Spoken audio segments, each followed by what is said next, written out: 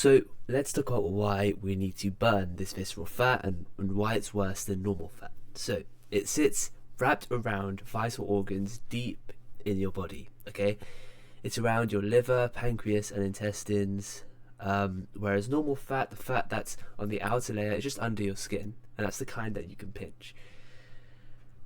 Because it's so close to major organs, it has a much bigger effect on how your body functions. Visceral fat acts almost like an endocrine organ. It releases chemicals, stress hormones, fatty acids directly into the liver, which can promote inflammation and also cause many diseases. It could raise the risk of type 2 diabetes, increase insulin resistance, and it's also, having high visceral fat is also linked to high blood pressure, unhealthy cholesterol levels, plaque buildup in arteries, and this is why belly fat is a stronger predictor of heart disease than overall body weight. The good news is, it's more responsive to lifestyle changes than the fat that you can pinch, the fat on the outer layer. With regular exercise, cardio and strength training, sleeping well, managing stress, reducing ultra-processed foods, and excess sugar. If you do these things, it's very responsive to that. And so in today's video, I'll give you the outline of how to go about this. The foundation is a calorie deficit.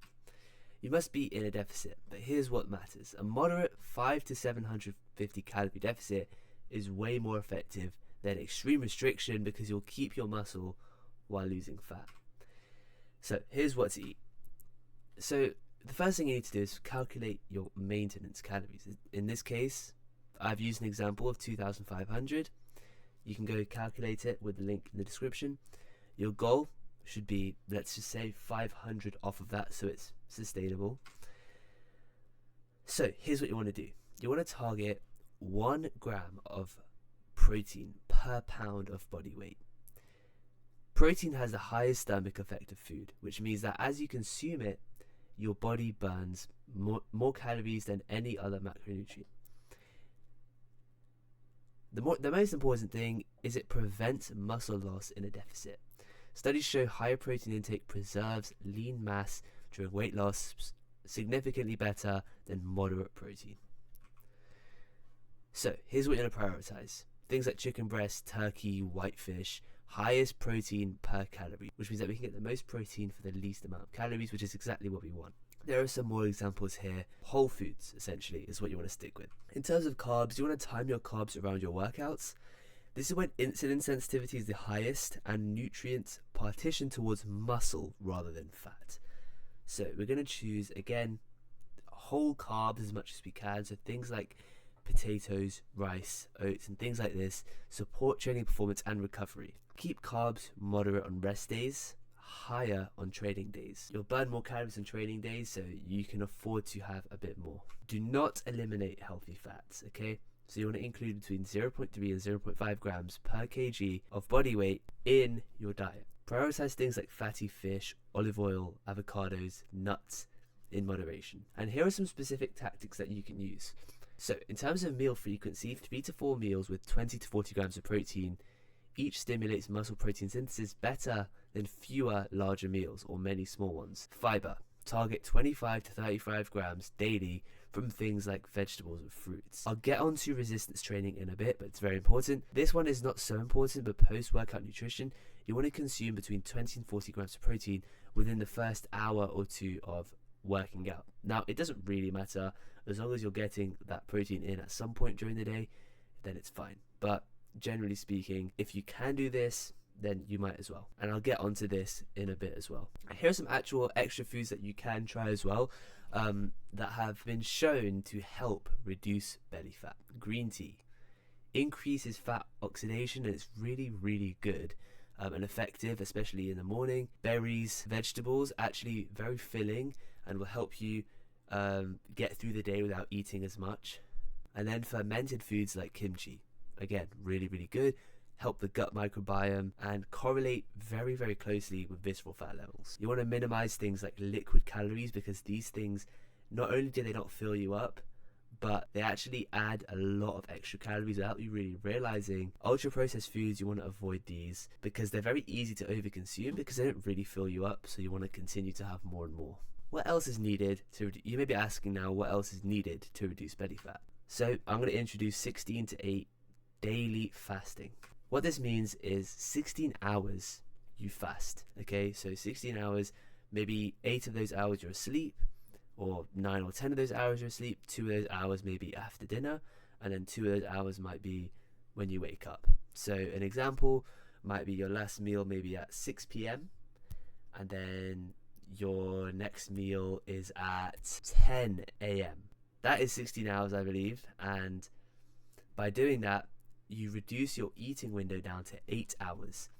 And research shows 11 to 27% increase in visceral fat reduction, okay? But the main reason that I like to use this and I recommend this is because it reduces down that eating window.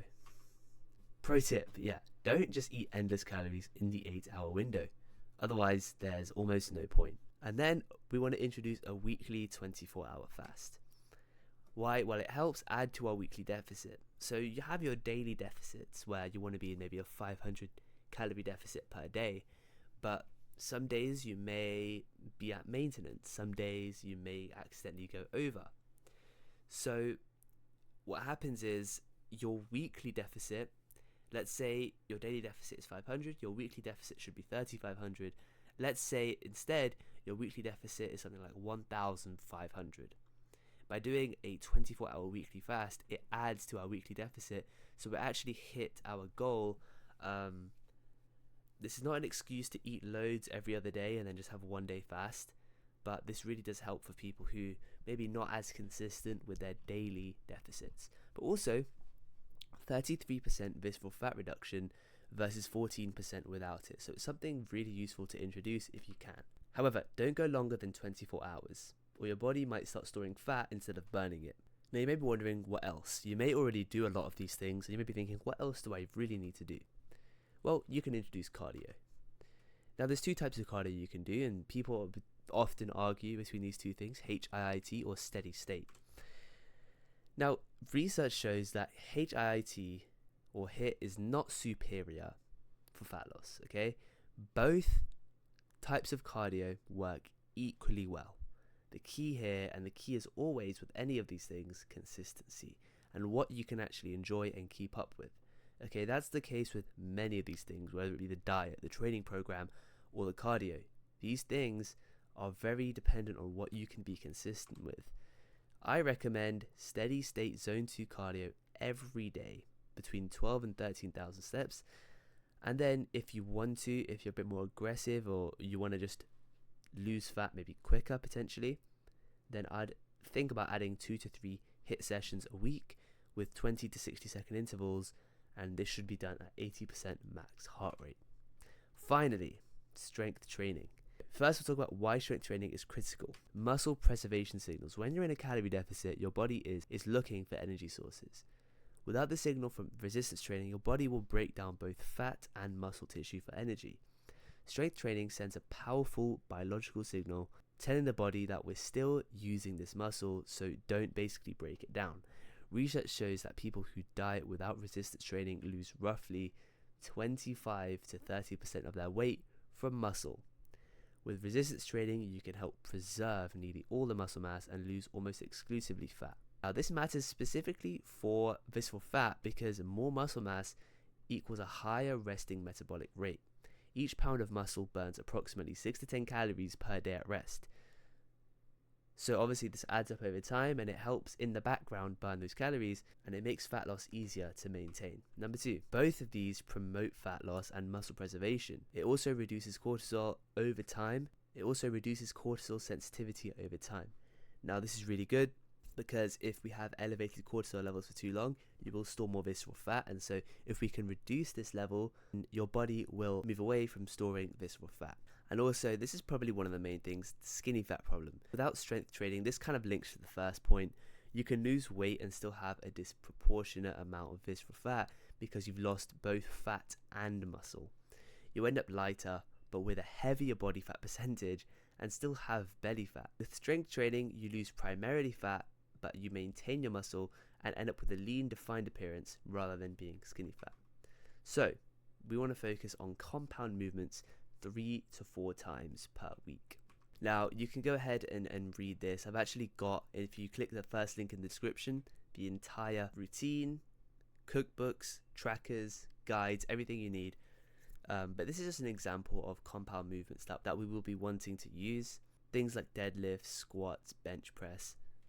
Target multiple muscle groups, not only saving us time, but also making it really efficient for beginners or people that are just starting out. What matters most isn't the specific exercise, is that you're progressively increasing the challenge over time. Adding weight to the bar, doing more reps with the same weight, improving form and control, reducing rest periods. This is way more important than the specific exercise that you do. Make sure to track your workouts. If you're squatting, for example, 135 pounds for 8 reps, aim for 145 pounds or 10 reps next month. Again, you can either increase the weight or increase the reps. Now, some people struggle with this, and it's cardio integration. So people don't know how to fit their cardio in with their workouts. Do cardio after lifting. Don't pre-exhaust yourself before compound lift. Walking is really, really good and doesn't interfere with recovery. So this is something that obviously you should be doing every day, and you can do it detached from your workout, like hours and hours before or afterwards, as long as it doesn't affect your workout. HIIT is effective, but harder to recover from. Okay, so you're gonna find it pretty difficult to do a full-on workout the same day or the next day even, because these are a bit more intense. So that's why I only recommend doing it 2 to 3 times a week. Some mistakes people make: number 1, fasting for too long. Again, if you fast for longer than 24 hours, you will start to store fat. Skipping strength training. Again, you cannot do this for the reasons we discussed. Being in too much of an aggressive calorie deficit is not good because it's not sustainable. Choosing cardio you hate, again, not sustainable. Inconsistent routine and not tracking your protein/fiber. Again, if you don't track, you don't know where you stand, and you need to know this in order to get to the point you want to get to.